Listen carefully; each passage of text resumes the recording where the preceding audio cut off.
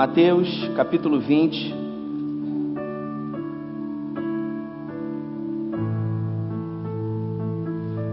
Também conhecido como Levi, o publicano. Eu trago uma mensagem hoje que tem como tema: quando a graça escandaliza. Existem momentos na minha e na sua vida que a gente se depara com a graça de Deus, com o favor dele, e eu confesso que, por tamanho favor, às vezes eu me escandalizo com esse favor, com essa graça. Eu não sei se é impressão minha ou nos meus pensamentos. Às vezes eu acho que existem algumas injustiças.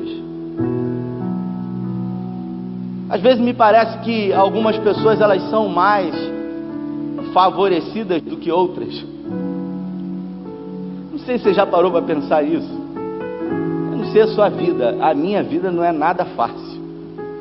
E às vezes eu dou uma olhada para algumas pessoas e eu falo assim: por que a minha vida é tão difícil? Eu não sei se você já pensou isso. E eu vejo isso também na Bíblia. E quando eu leio o Salmo 73, que Asaf escreveu, eu confesso que me conforta um pouco o coração. Porque no Salmo 73, Asaf ele sentiu inveja dos ímpios. Ele olhou para os ímpios e ele sentiu o desejo de ser como os ímpios. Ele disse: eles são fortes, eles são robustos, eles não adoecem, eles são prósperos. Quanto a mim,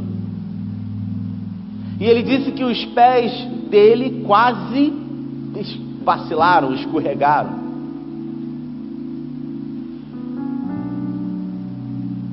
Tem algumas perguntas que eu faço e que eu confesso não ter respostas para elas. Como por exemplo, por que Deus escolheu Abrão lá em Ur dos Caldeus, filho de Terá? O seu pai, um fabricante de imagens de esculturas. E Deus resolve escolher Abrão para iniciar através dele um povo chamado povo de Deus na terra. Resolveu escolher justamente alguém numa cultura totalmente politeísta, que adorava todos os tipos de deuses. Abraão ou Abrão, naquela época, convivia com isso.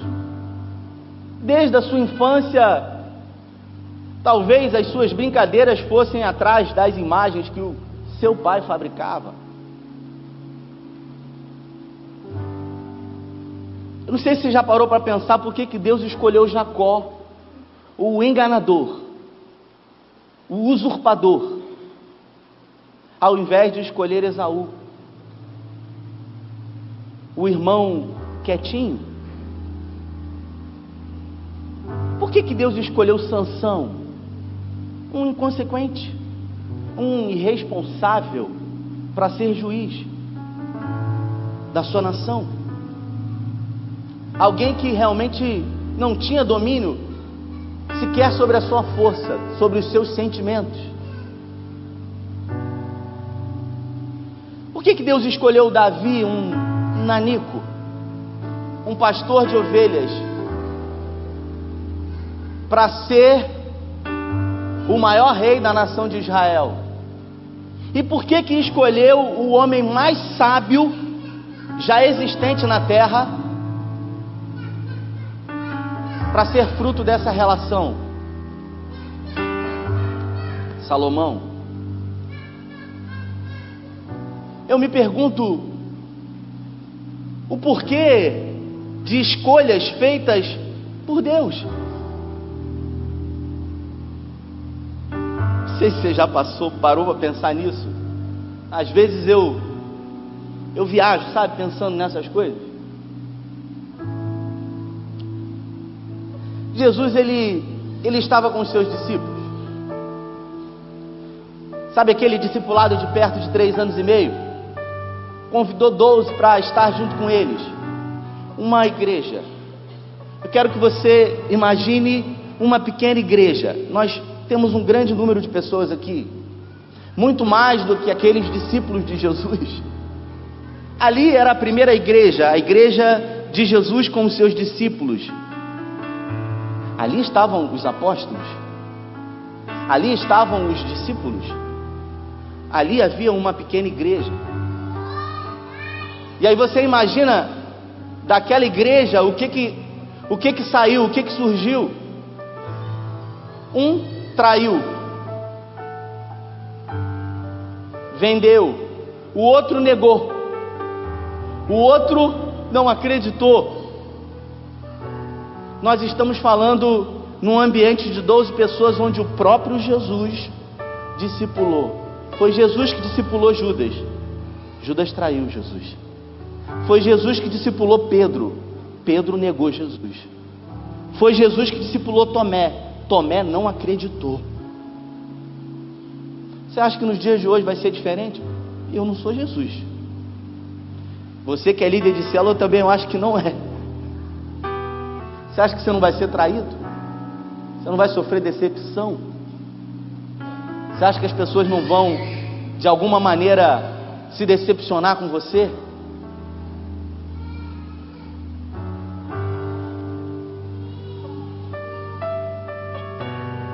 E aí ele estava com os seus discípulos ali. E num determinado momento Jesus ele resolve falar sobre a graça de Deus. Ele resolve falar sobre a graça.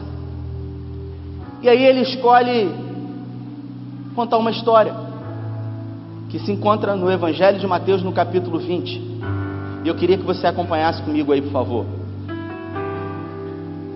Ele disse: o reino de Deus, talvez a minha tradução possa ser um pouco diferente da sua. Eu trago a Bíblia, a mensagem. O reino de Deus é como um administrador de uma propriedade rural, que saiu bem cedo de manhã, a fim de contratar pessoas para trabalhar em sua vinha. Eles concordaram em receber uma moeda de prata por um dia, e foram trabalhar. Mais tarde, por volta de 9 da manhã, o administrador viu desempregados andando pela praça da cidade. Ele lhes propôs que fossem trabalhar em sua vinha a um preço justo, e assim foram. O administrador fez o mesmo por volta do meio-dia e de novo às 3 da tarde. E às 5 horas ele saiu e ainda encontrou homens desocupados e perguntou a eles: por que vocês estão aí o dia inteiro sem fazer nada? Eles responderam: porque ninguém nos contratou. Então ele os contratou também para trabalhar na vinha. Versículo 8. Quando o expediente terminou, o proprietário da vinha instruiu o seu capataz: chame os trabalhadores e pague o salário deles. Comece com quem foram contratados por último e prossiga até os primeiros. Os que foram contratados às 5 horas da tarde vieram e cada um deles recebeu o mesmo valor, acertado com os primeiros. Quando os que foram contratados primeiro viram isso, você imagina, indagaram com ira aqueles a quem havia pago aos demais. Contudo, receberam o mesmo valor. Revoltados reclamaram. E o último grupo trabalhou apenas 1 hora. E você pagou a eles o mesmo que trabalhamos como escravos o dia inteiro, debaixo do sol escaldante. Ele recebeu o que falava em nome de todos: amigo, eu não fui injusto. Vocês concordaram com esse valor, nós não concordamos. Feche os seus olhos.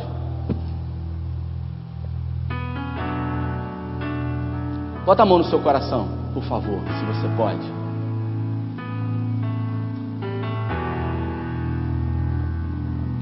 Pai, essa aí é a tua palavra. Uma palavra que pode alcançar o nosso coração e produzir cura e nos fazer nascer de novo. Eu peço que essa palavra de graça, ela chegue tanto às pessoas que estão aqui, quanto às pessoas que estão em casa. Se existe nessa noite aqui um coração que precisa ser alcançado pela tua graça, eu peço que nessa noite o Senhor alcance esse coração e produza vida, em nome de Jesus.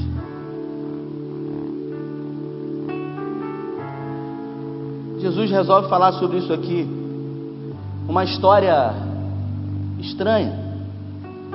Diz que um empregador chamou alguns empregados para trabalhar na sua vinha. 9 da manhã ele contratou um grupo, meio-dia ele contratou outro grupo, 3 da tarde outro grupo, e 5 da tarde outro grupo.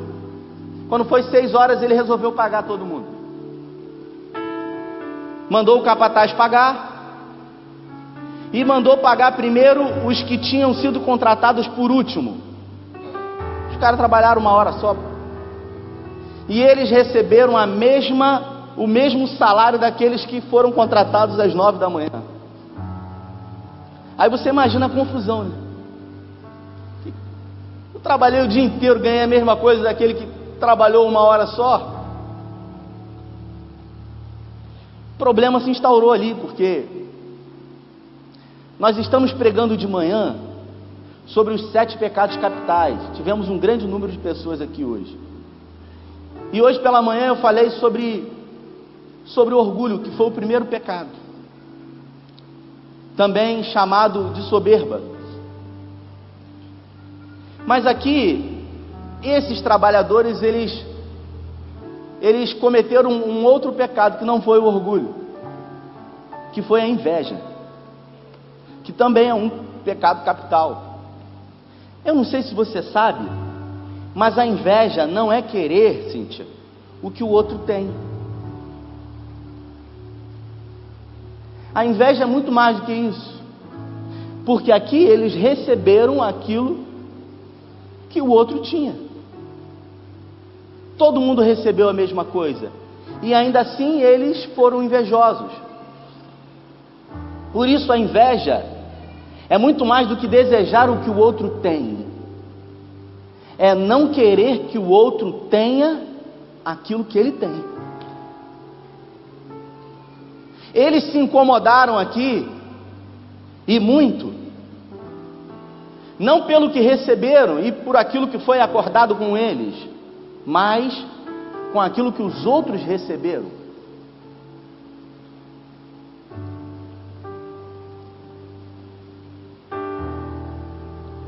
A graça de Deus, ela não pode ser contabilizada, ela não pode ser medida. A graça, ela não pode sequer ser calculada. Mas aqui esses homens, eles de alguma maneira tentaram resolver isso. Nós vivemos num mundo cheio de comparações, num mundo onde a inveja ela impera, e onde somos comparados a todo momento. Eu me comparo com você, você se compara comigo. Eu comecei essa mensagem dizendo que às vezes eu tenho uma impressão de que existem injustiças. Isso é uma comparação.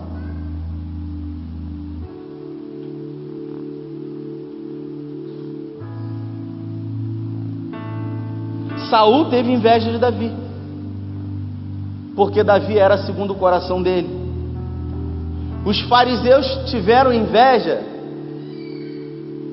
de Levi, o publicano, porque Jesus foi almoçar ou jantar na casa dele.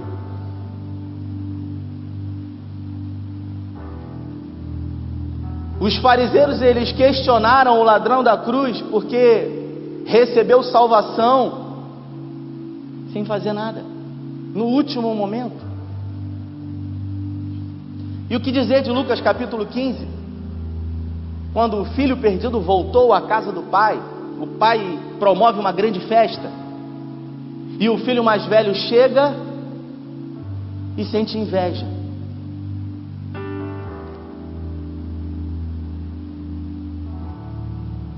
A graça de Deus, ela, como eu disse, ela não pode ser medida. Também não existe uma matemática exata para poder você chegar a algum resultado. A graça, ela não é exata. Nós vivemos um mundo onde a meritocracia, ela reina em todas as nossas relações. Se você faz uma coisa certa, você recebe um reforço positivo, um agrado, um presente. Se você faz a coisa errada, você obviamente é advertido. Mérito e demérito. Vivemos num mundo onde as nossas relações, elas são basicamente pautadas em débito e crédito.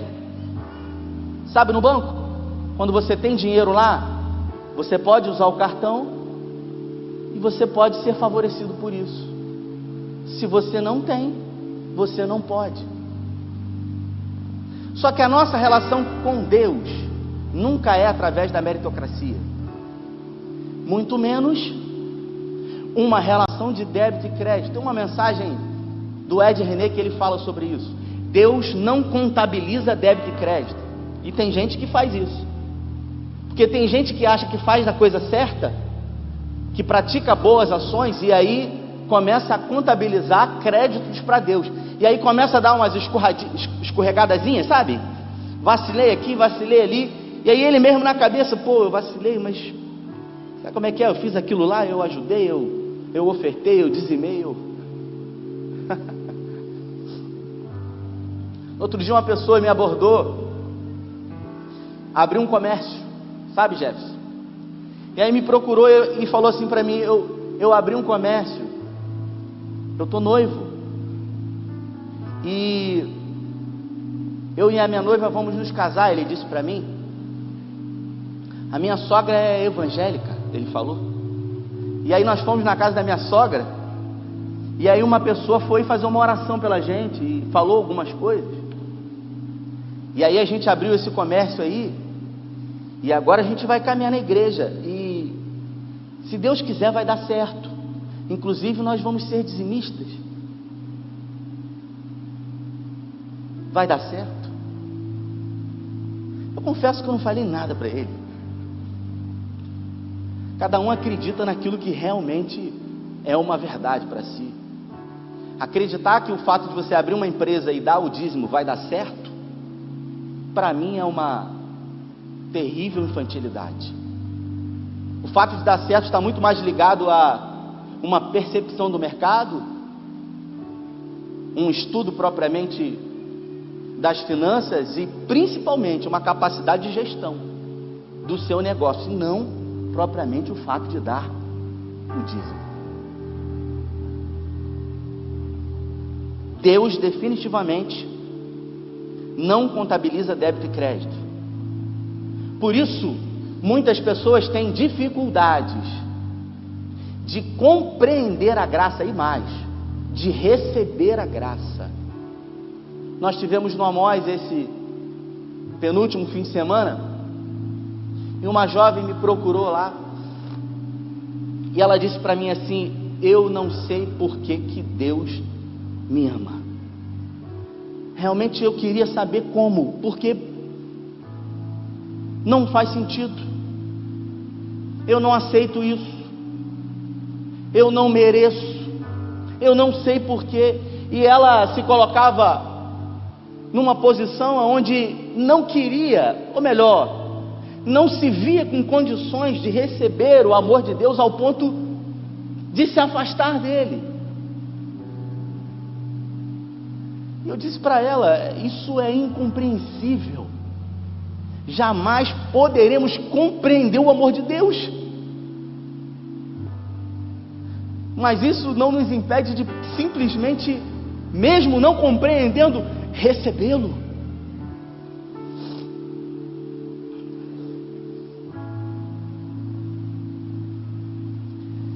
Nessa parábola aqui, é normal que em algum momento alguém se escandalize, fale assim: poxa, peraí, realmente há uma injustiça aqui. O cara que chegou 9 horas da manhã, recebeu o mesmo que chegou 5 da tarde, tem alguma coisa errada aqui. Sim, claro que está errado. Qual trabalhador, qual empregador em sã consciência faria um negócio desse aqui? Mas está errado quando analisamos na ótica daquele que aos nossos olhos foi prejudicado. E quando você se coloca no lugar daquele que foi favorecido, daquele que realmente recebeu, não merecia, mas recebeu. Se fosse você, não o que trabalhou às 9 horas e recebeu 1 denário, mas aquele que recebeu 1 denário por ter trabalhado 1 hora somente.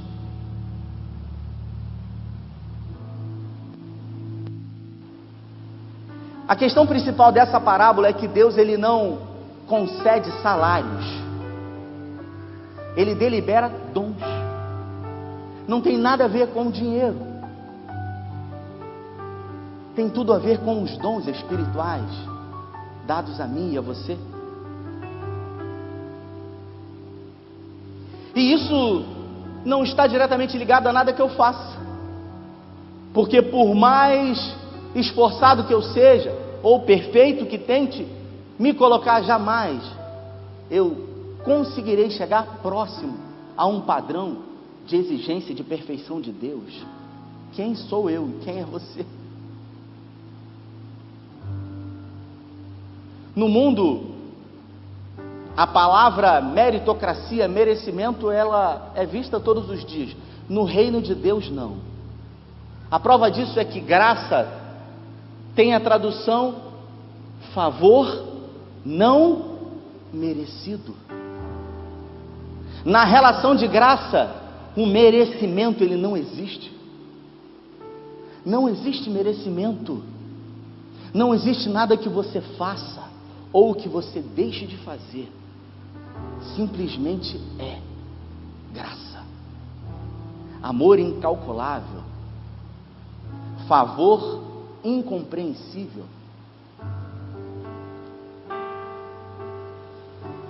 E aí, Pedro, eu queria que você voltasse 2 páginas da sua Bíblia, Mateus capítulo 18,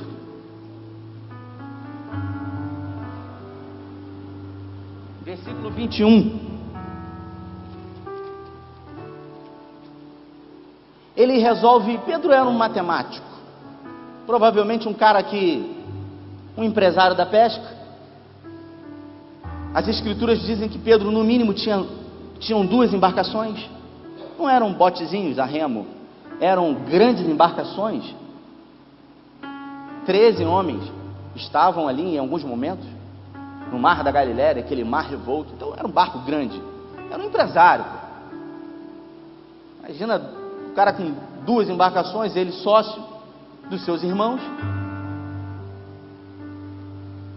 E aí Pedro, ele resolve fazer uma contabilidade da graça de Deus. Ele se dirige a Jesus e ele pergunta, versículo 21, acompanha na sua Bíblia aí. Nesse instante Pedro teve a coragem de perguntar: mestre, quantas vezes tenho que perdoar o irmão que me prejudica? 7? Jesus respondeu: 7 é pouco, tem de 70 vezes 7. O reino de Deus é como um rei que decide acertar as contas com os seus serviçais. Trouxeram-lhe à presença um servo que lhe devia o equivalente a 300 toneladas de prata, e ele não podia pagar a dívida tão vultuosa. Então o rei ordenou que esse homem, com a esposa e com os filhos, fosse leiloado no mercado de escravos. O infeliz lançou-se aos pés do rei e implorou: dá-me uma chance e pagarei tudo. Sensibilizado com o pedido, o rei deixou-o, cancelando a dívida. O servo, perdoado, mal havia saído da sala quando se encontrou com um companheiro que lhe devia apenas 100 moedas de prata. Furioso, agarrou-o pelo pescoço e ordenou: pague-me agora. O pobre homem lançou-se aos pés dele e implorou: dê-me uma chance e pagarei tudo.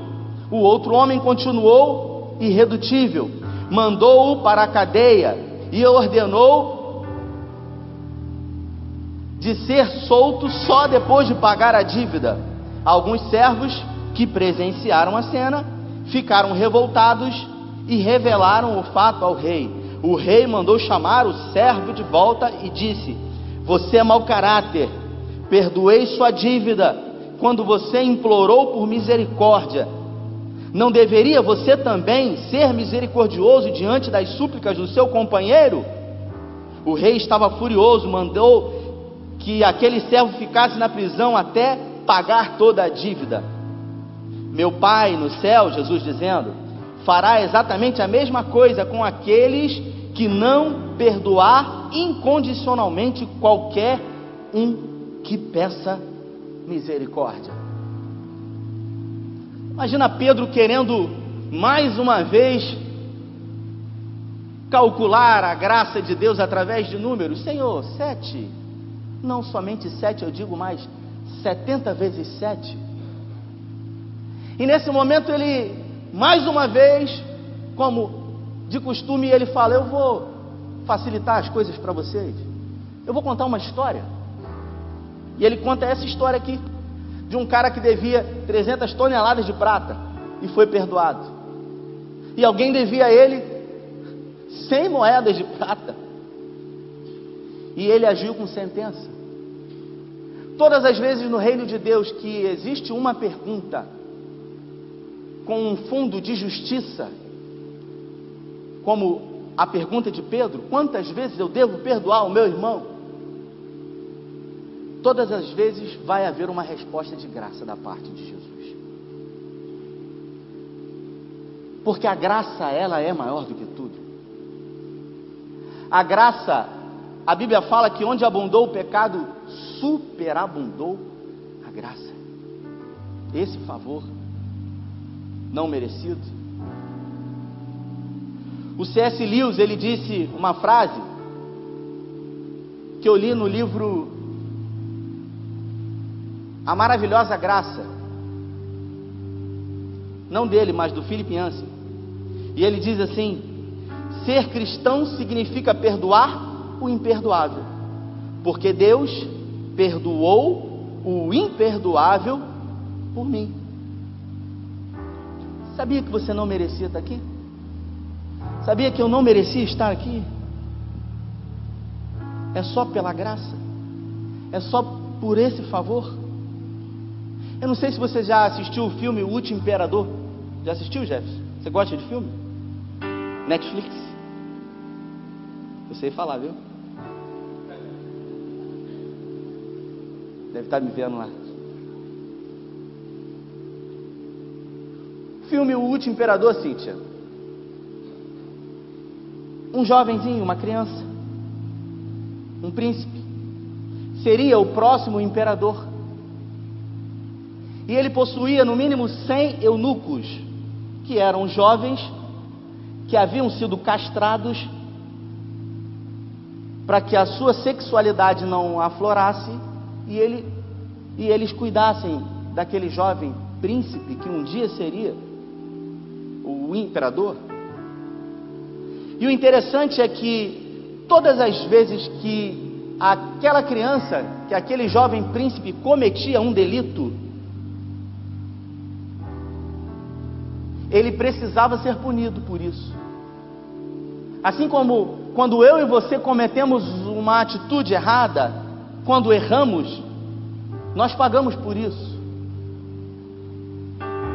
Talvez, segundo a lei dos homens ou consequências espirituais. Só que nesse filme, aquele jovem, ele possuía 100 eunucos, e cada vez que ele cometia um erro, um dos seus eunucos era sacrificado, apanhava ou morria. E aí um amiguinho daquele príncipe não entendeu muito bem isso e disse para ele: como assim? Como isso acontece? Aí ele pegou um jarro e quebrou. Na mesma hora a guarda se apresentou, pegou um daqueles eunucos e espancou ele de uma forma terrível.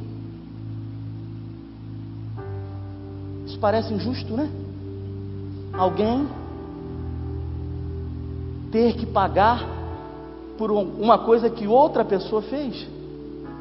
E assim durante toda a sua vida, todas as vezes que ele errava, alguém pagava por isso.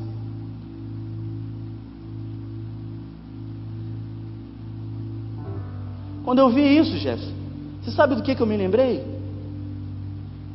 Eu me lembrei de mim, que não merecia estar aqui, que um dia errei e muito, que um dia a Bíblia fala que eu pequei e muito, e que você também, porque ela diz: todos pecaram e destituídos foram da glória, da graça de Deus. Mas, assim como naquele filme, Deus enviou alguém para sofrer no meu e no seu lugar. Não foi um eunuco, mas foi o seu único filho, Jesus Cristo. Jesus sofreu por aquilo que eu e você havíamos feito.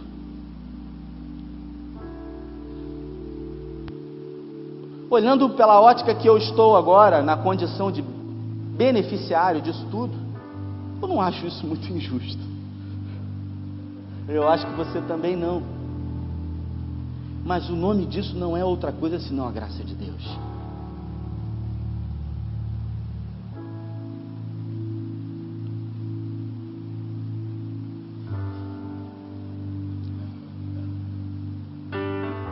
Eu fiz uma série de mensagens aqui uma vez, nos domingos pela manhã, e eu preguei sobre os discípulos de Jesus. E aí eu fui falando sobre cada discípulo, sabe?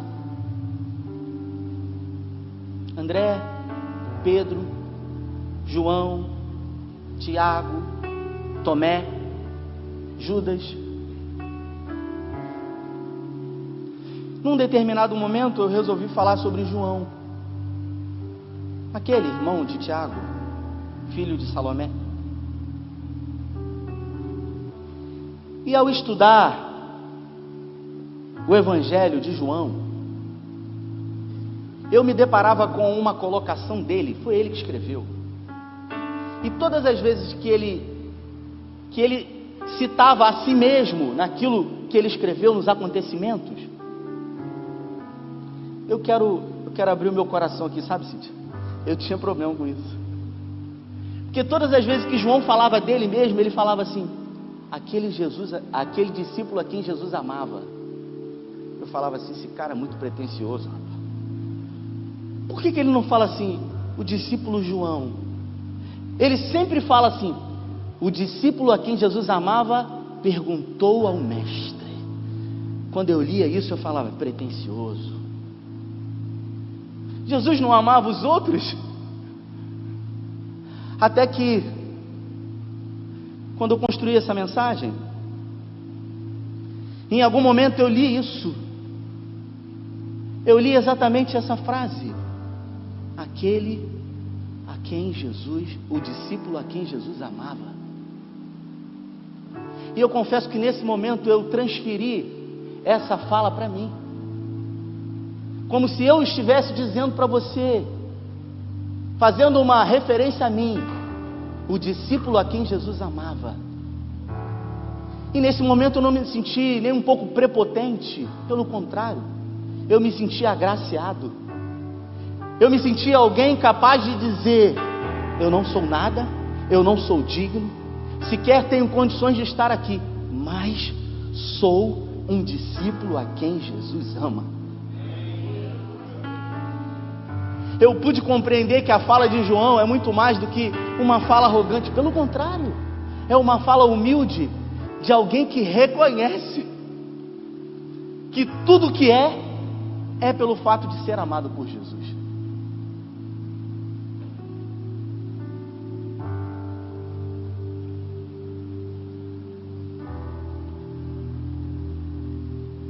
Por isso, ao receber essa graça, é impossível permanecer da mesma forma. Outro dia eu estava fazendo as contas e eu me converti no ano de 97. 96 para 97, já se fazem alguns anos, né, meu irmão? E eu me lembro que um dia eu levantei a mão para Jesus dentro de uma igreja evangélica. E eu vim até o altar e eu confesso que vivia dias difíceis. Só que na minha caminhada eu costumo dizer que foi como aquele cego que Jesus colocou a mão nele e falou o seguinte: você está vendo o quê? Aí ele falou assim: eu estou vendo agora, mas eu vejo homens como árvores. E aí tem uns caras que dizem umas loucuras aí, que falam: Jesus botou poder demais, ele estava vendo muito. Aí Jesus tocou nele pela segunda vez.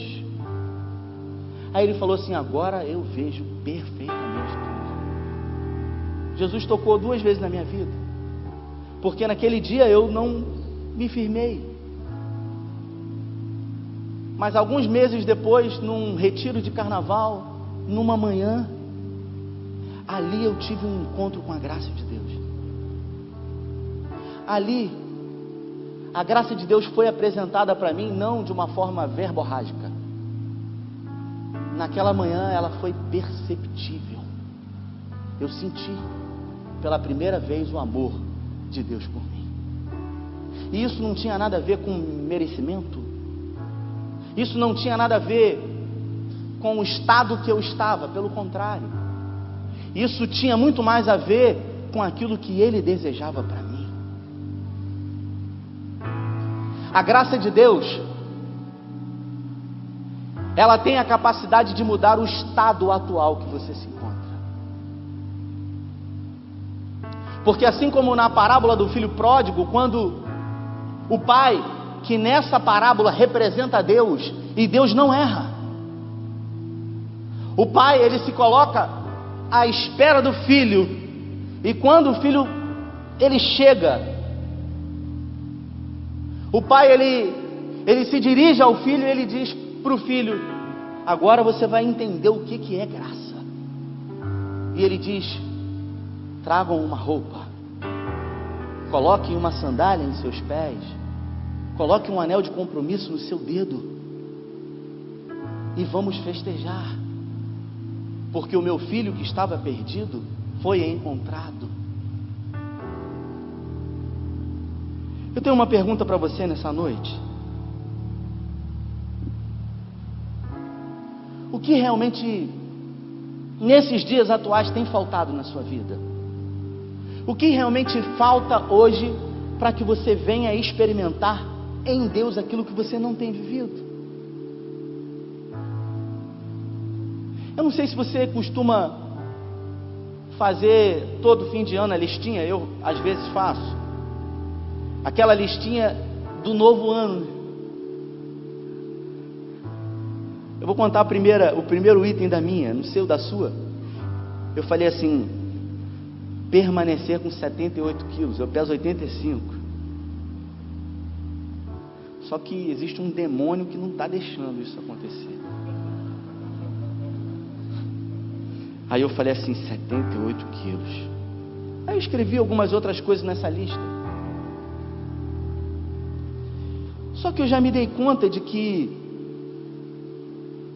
nós estamos no carnaval, sabe, Cíntia? E eu me pesei hoje de manhã e eu continuo com os 85 quilos. E eu percebi que nada mudou.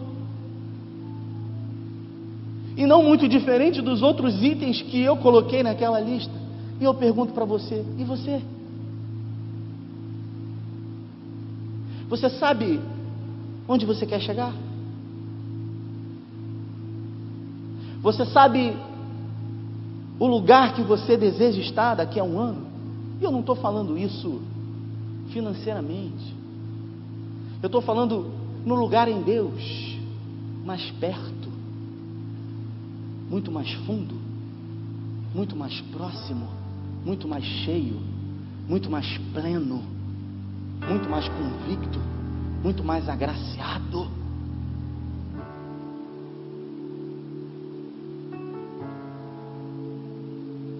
Já estamos em fevereiro. Quando você piscar o olho, já está na Copa do Mundo. Depois tem eleição. E logo depois, o Natal e o Ano Novo. E as expectativas de que o Ano Novo, a vida vai ser nova.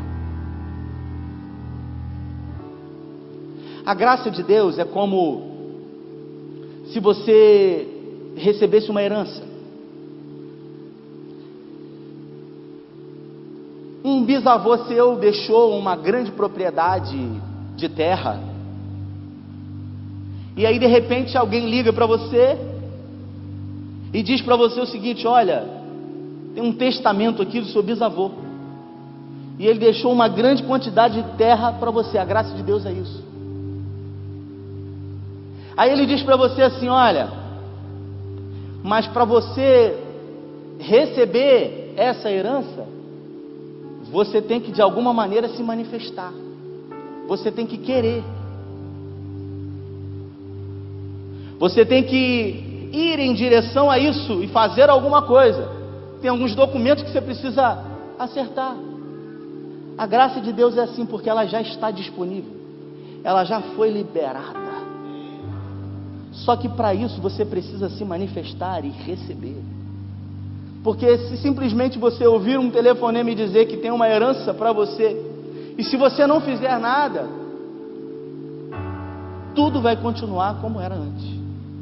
Agora, se você entendeu essa palavra, e se a partir de hoje, aquilo que é seu, não por direito, você não tem direito, mas por graça, você pode receber aqui hoje. E os meus problemas, e as dificuldades que eu tenho, elas vão acabar? Vem para Jesus, porque todos os seus problemas vão acabar. Isso é mentira. Tem gente que às vezes acha até que, pô, não estava na igreja, estava tudo bem, agora eu vim para a igreja, só vitória, só luta. Na verdade é apenas uma percepção, porque quando você está errado, você... Então é uma questão de posicionamento, de receber. Os problemas eles vão continuar, mas aqui dentro vai haver uma paz que vai além do entendimento, da compreensão humana. Você não entende, você não compreende. Uma pessoa que eu conversei com ela essa semana, e ela falou assim: rapaz, se fosse em outro tempo, viver o que eu estou vivendo, eu estaria já desesperado. Um jovem me procurou semana passada.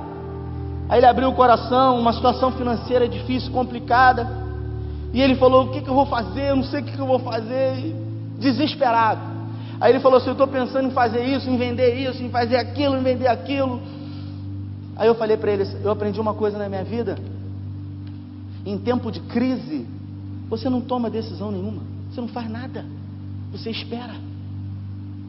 E aí 2 semanas onde ele parou tudo, esperou, as coisas começaram a clarear, ele teve uma percepção melhor daquilo tudo. Deus liberou uma graça sobre a vida dele, que ele falou: se eu tivesse tomado uma decisão naquele dia, eu sofreria consequências terríveis. Porque quando a gente toma uma decisão pautada em emoções, a gente está fadado a viver segundo as circunstâncias e não de uma forma racional. Por isso essa palavra aqui não é uma palavra emotiva. Eu não quero mexer com sua emoção. Eu quero dizer para você que existe liberado para você uma graça aqui nessa noite. Existe um favor de Deus já disponível para você. Eu queria convidar você a ficar de pé. Só que essa graça é para quem entendeu isso, é para quem precisa, é para quem reconhece. Eu preguei hoje de manhã sobre orgulho, e eu disse que o orgulho é o primeiro pecado. Foi o primeiro, né, Lúcifer? E foi o segundo também, porque Adão também e Eva cometeram o mesmo pecado. E uma coisa me chamou muita atenção enquanto eu preparava essa mensagem, que quando Lúcifer caiu, o texto diz que lá em Ezequiel, que lá em Isaías, que ele era majestoso, formoso. Ezequiel e Isaías falam isso. E ele olhou para Deus, e ele olhou para os anjos, e ele olhou para ele, e ele olhou para o que os anjos faziam a Deus, e ele desejou ser como Deus. Ele falou: eu quero isso para mim. Orgulho, soberba. E quando a serpente conversa com Eva, ela diz assim para Eva: foi isso que Deus disse, que se você comesse, vocês iriam morrer? Aí a serpente fala assim: não foi isso, porque certamente não morrerão. Se comerem, serão como deuses. Os orgulhosos, eles se colocam como Deus. A prova disso, se você conhece alguém orgulhoso, ou se você é orgulhoso, tenta convencer uma pessoa orgulhosa de que ela está errada. É praticamente impossível. Sabe por quê? Porque ela se acha Deus. Queria que você fechasse os seus olhos.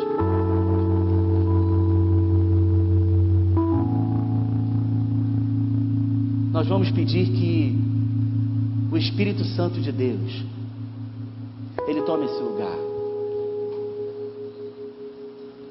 Que ele te encontre aí nessa noite, no seu lugar. Você que chegou aqui cansado, você que entrou nessa noite aqui perdido, sem expectativa, sem esperança, você que já bateu em muita porta, sabe? E talvez você tenha dito até no seu coração: é a última vez que eu vou tentar. Você que já veio aqui na frente inúmeras vezes, sabe? Aí tem gente que fala assim: pô, o ministério dele deve ser esse, né? Porque ele vai primeiro. Porque o primeiro é o mais difícil. Depois que o primeiro vai, os outros vêm. Lá no Seizinho tinha uma pessoa que era assim. Um obreiro chegou e falou assim: o ministério do irmão é esse, que ele sempre vai lá na frente. Aí eu virei para esse irmão e falei: não, irmão, é porque ele se julga mais merecedor, ou melhor, ele se julga mais necessitado da graça do que você. Você acha que não precisa. Então, não é para quem quer, é para quem precisa. Eu não estou oferecendo nada. Eu estou dizendo para você que existe disponível nessa noite algo que você não merece, mas que pode mudar a sua vida. Existe uma porta aberta aqui. O nome dessa porta se chama misericórdia. A chave para essa porta, para entrar, o nome dessa chave se chama graça de Deus. Você que deseja receber essa graça, você que entendeu isso, você que necessita disso mais do que tudo, quero convidar você a sair do seu lugar e pede licença a essa pessoa que está do seu lado aí. Pede licença a essa pessoa que não pode fazer nada por você e diz: eu preciso ir lá na frente, porque lá na frente tem exatamente aquilo que eu preciso, de uma forma desesperada, que é a graça de Deus. Sai do seu lugar, em nome de Jesus.